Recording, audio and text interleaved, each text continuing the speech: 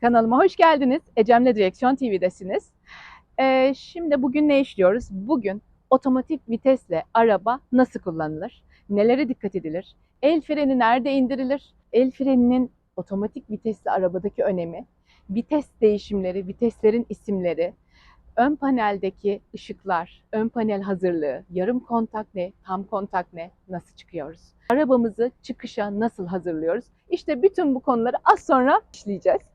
Ama videoya başlamadan önce sizden şunu rica ediyorum. YouTube kanalım var biliyorsunuz, Ecem'le Direksiyon TV YouTube kanalım. Ve Instagram kanalımda Ecem'le Direksiyon TV. Abone oluyoruz, takip ediyoruz. Zil var orada. Zili mutlaka basıp kaçıyoruz çünkü abone olsak yetmiyor. Zili de açmalıyız. Zili niye açıyoruz? Çünkü ben bir video attığım zaman orada size bildirim geliyor işte. Hani bana diyorsunuz ya, hocam video çıkmadı. Evet. Yani çok sık aralıklarla video atamıyorum ama video attığım zaman hemen haberdar olmanız için o zile basmanız gerekiyor arkadaşlar. Onu da anlatmış olayım. Ben de bilmiyordum daha önce bu zilin anlam ve önemini. Şimdi artık hepimiz biliyoruz. Tamam, o zaman hadi başlayalım. Aracımıza geldik, oturduk. Ne yapıyoruz? Tabii ki öncesinde koltuk ayarımızı yapıyoruz. Koltuğumuzu ayarlamak için direksiyonu üstten yakaladım ve bacağımın arasından ya da ne tarafındaysa tutacak yeri oradan bu şekilde öne arkaya doğru ayarlıyorsunuz. Koltuk ayarınızı bu şekilde ayarlıyorsunuz. Evet, oturdu koltuğum şu an. Ve kemerime uzanıyorum. Kemerimi aldım. Kemerimi taktım. Evet. Şimdi ayağım gayet rahat. Koltuğuma uzaklığım çok iyi. Bunların detaylarını zaten çektim. Videoda var. Koltuğa uzaklığım çok iyi. Buradan anladım. Ayağım L şeklinde. Ayağımın uzaklığı L şeklinde. Aynalarım çok iyi. Çünkü hem iki yandaki sağ aynam arkayı gösteriyor. Sol aynam yine arka tutma yerini gösteriyor. Şuradaki aynam da tam arka camın içini gösteriyor. Çok iyi şu an kontrollerim ve çalıştırmaya hazırım. Öncesinde her zaman için frene basıyorum. Önce frene basıyorum. Bir yarım kontak çeviriyorum. Işıklar yanana kadar. Işıklarım yandı. Bir daha yapayım bakın bunu. Işıklarım yandı ve bir sürüsü söndü. Motor ışığı. Bakın sarı. Burada görünen ışık bir tane. Bu da motor ışığı. Diğeri de el freni ışığı. Burayı bir daha göstereyim. Bakın söndürdüm. Kontağı bir yarım çevirdik. Yarım çevirdiğimizde bir sürü ışık yandı. Söndüler ve burada göstergede bir tane motor ışığımız kaldı. Bir tane de ortada. Burada da olabilir, orada da olabilir bakın. Hepiniz için aynı şey geçerli değil. Bu araba da böyle. El freni ışığı burada. 2 tane ışığımız yanmakta. Şimdi onları tam çevirdiğimde kontağı sönecekler bakın. Evet. Bir tanesi söndü. Hala biri yanıyor. Neden acaba? Sönmesi gerekiyordu değil mi? Arıza mı verdi yoksa? Hayır. Bu işte el freni ışığı. Şimdi ben el frenimi indirdiğim zaman indirdim. Bakın ışık da söndü. Artık hiçbir ışık yok. Yani bu gösterge panelimizde hiçbir ışığın olmaması gerekiyor. Tamam mı arkadaşlar? Yanan hiçbir ışık olmayacak. Motor sarı ve kırmızı. O da el freni ışığı. 2 ışığımız da sönmüş olacak. Tabii ki öncesinde bir şey anlatmam gerekiyor. Nedir bu? Viteslerimiz tabii ki. Her zaman P'de başlarız ve P'de bitiririz. Yani nerede olursa olsun vitesimiz D'de, N'de, R'de hiç fark etmez. Arabamızı kapamak istediğimizde P'ye alırız ve gideriz. Arabamızı atıyorum N'de bıraktık, el frenini çektik, kapadık kontağı. Öyle bir şey olabilir. Bazen öyle şeyler olabilir. Ama sabah bindiğinizde ya da akşam tekrar aracınıza bindiğinizde P'de olmasına özen gösterin. Yoksa arabanız çalışmaz. P park modu demek. P'de başlarız, P'de bitiririz. R reverse, geri vites. N boş, natural ve tabii ki D drive. Bazılarında bu A olur. Auto modu yani. A veya D fark etmez. S modunu hiç karıştırmayın. S modu çünkü sport modu. Ama şimdi bize lazım olan şey D, drive modu. Yani vitesimiz, kaç tane vitesimiz var? Sonuçta bir park, bir geri vites, bir boş, bir tane de sürüş. Bu kadar. Ama bunun içinde şanzımanımızda aslında birçok vites var. Yani bu demek değil ki aracımız işte D'yi alıyoruz vitessiz. Hayır. Bütün işi işte bizim bu şanzımanımız. Yani aracımızın en pahalı yeri olan şanzımanımız hallediyor. İçeride ama hallediliyor. İşte o sebeple buna bir otomatik vitesli araç deniyor zaten. Burada çok önemli bir şey göstermem gerekiyor. Önce P'ye ittirdim. Bir şey yapacağım zaman ya P'de olur aracım ya P'de olmalı ya da N'de olmalı. Ama N'de ise biraz tehlike çanları çalıyor. Neden? Çünkü bakın el freni inik. El frenimi de cart diye çekersem artık ayak frenimi devreden çıkarabilirim. Bıraktım bakın. Asla arabam kaymaz. Ama ben tekrar ayak frenime bastım. Şimdi el frenimi de indiriyorum. El frenimi indirdim. Atıyorum ben bu şekilde N'deyken arabam kesinlikle hiçbir şey olmaz. Gitmek istemiyor. Duruyor yerinde. Ama aşağı eğimli bir yolsa ben el frenini bıraktığım anda araba hangi yöne eğimliyse oraya doğru kaymaya başlar. O yüzden benim tavsiyem eğer arabanızın içinde oturuyorsanız ve frene basıyorsanız sorun yok. Ama eğer frene basmıyorsanız mutlaka bunu P'ye alın. Park moduna alın.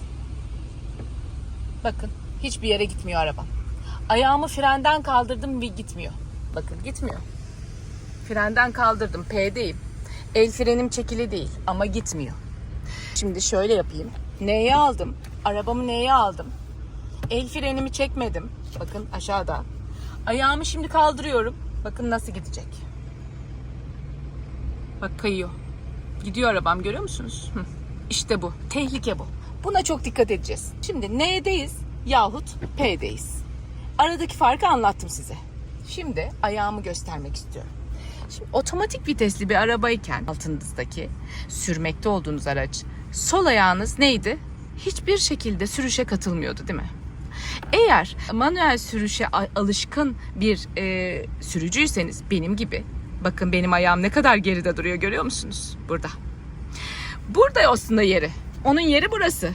Demiş ki firma burada sana güzel bir yer ayırdım mühendisler. Gel sen burada rahat et, keyif çat. Ama benim ayağım burada durmuyor. Niye biliyor musunuz? Çünkü o kadar alışmış ki yıllardan beri burada görevi olan debriyaja basmaya her zaman bu işlevi görmüş o. Şimdi burada boşta kalmak hiç ona uygun bir şey olarak gelmiyor. O yüzden habire buraya gelmek istiyor. Habire buraya gelmek istiyor.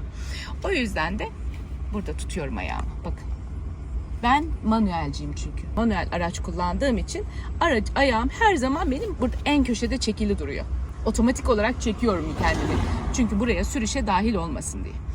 Evet ama siz tabii ki sadece otomatik vitesli bir araçla sürüşe başladıysanız burada tutun. Zaten sizin ayağınız buraya gelmez merak etmeyin. Şimdi devam ediyoruz. Bakalım buradan çıkalım biz. Ne yapıyorum? Önce D'yi aldım. Ayağım frende. Zaten el freni minik. El freni minik.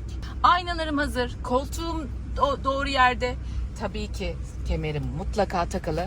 Mutlaka. Sinyalimi açtım. Bakın sol sinyalim çat çat yanıyor. Ve aynamdan şöyle bir taradım. Arkaya bir baktım. Bakalım gelen var mı? Hiç kimse yok. Şöyle tam sol çevirdim. Gözüm bu farı geçinceye kadar gözüm burada.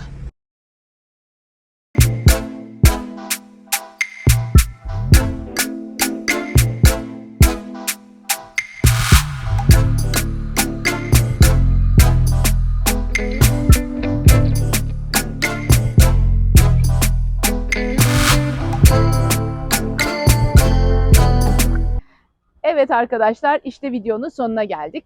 Bugün ne işledik? Bugün otomatik vitesli bir araba nasıl kullanılır? Nelere dikkat edilir? Vites, el freni ve panel, gösterge panelinde nelere bakılıp öyle çıkılır? İşte bütün bunları işlemeye çalıştık. Otomatik vitesli arabayla videom yoktu. Bir tane videom vardı. Olduğum yerde çekmiştim. Benden çok istiyordunuz. Evet artık başladık. Otomatik vitesli arabalarla da videolarımız gelecek. Elimizden geleni yapıyoruz arkadaşlar. Siz de zaten orada elinizden geleni yapıyorsunuz ama hani böyle şey istiyorum sizden. Daha çok abone olmanızı istiyorum mesela. Hani aklımdan bu geçiyor. Daha çok çünkü Instagram'da daha çok abonem var ama YouTube'da daha az abonem var. Diyorum ki o Instagram'daki arkadaşlar da bir YouTube'a gelse. Orada da bir böyle hemhal olsak, orada da birbirimize fayda sağlasak ne güzel olur. Çünkü amacımız bu kanalın kurulmasının en büyük sebebi gerekçesine şu trafiğe bir damla fayda sağlamak değil mi? Hadi gelin hep beraber bu faydayı sağlayalım. Siz beni desteklediğiniz sürece ben de burada bu videoları çekmeye devam etme arzusuyla dolup taşıyorum elbette ki. Siz de yanımda olursanız ben de çok mutlu olurum. İyi ki varsınız, iyi ki yanımdasınız, iyi ki oradasınız. Beni bırakmıyorsunuz, benimle devam ediyorsunuz. Çok teşekkür ederim. Sağ olun, var olun. Hepinizin mücadelesini takdirle karşılıyorum. Verdiğim tüyolar, verdiğim hap gibi bilgilerden faydalanıyor olmanız, size ilham olmak beni gerçekten çok mutlu ediyor. Şimdi ben bu videoları yapana kadar bana ait değil mi? Ama sizinle buluştuktan sonra artık bu videolar size ait. Siz sahip çıkacaksınız. Benim yapabileceğim bir şey yok burada ondan sonra. Takdir edersiniz ya da etmezsiniz. Genel olarak takdir ediyorsunuz. Çok teşekkür ederim. Sağ olun, var olun. Türk milleti böyledir zaten. İyi bir şey gördüğü zaman onu dört elle sarılır ve bir daha da bırakmaz. Siz de bana sarıldınız. Ben de elimden geldiğince size faydalı olmaya gayret ediyorum arkadaşlar. Böyle devam edelim. Siz yorumlar yapın Instagram'a, YouTube'a. Ben böyle sıraya alıyorum. Herkesin istediği videoyu araçla ilgili, araba kullanmakla ilgili her şeyi, bütün videoları çekeceğim. O listemize devam edeceğiz. Hiç merak etmeyin. Biraz zamanla oluyor tabii. Çünkü başka işler de yapıyorum biliyorsunuz. O gerekçeyle buradayız, işimizdeyiz. Bu trafiğin içindeyiz, göbeğindeyiz. Ve sizlerle birlikte yol alıyor olmaktan bu trafikte, sizlerle direksiyon sallıyor olmaktan gurur duyuyorum. Merhabalaşıyoruz trafikte, artık beni tanıyorsunuz. Kornayla selamlaşıyoruz. Çok güzel bir şey bu. Böyle devam edelim, güzel gidiyoruz.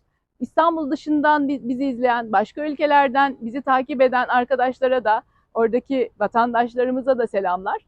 Onlar da orada kendi ülkelerinde olan, güzel olan şeyleri bizimle paylaşıyorlar. Onların dilekleri de bizim ülkemize de en az o kadar modern, o kadar düzenleyici kuralların gelmesi.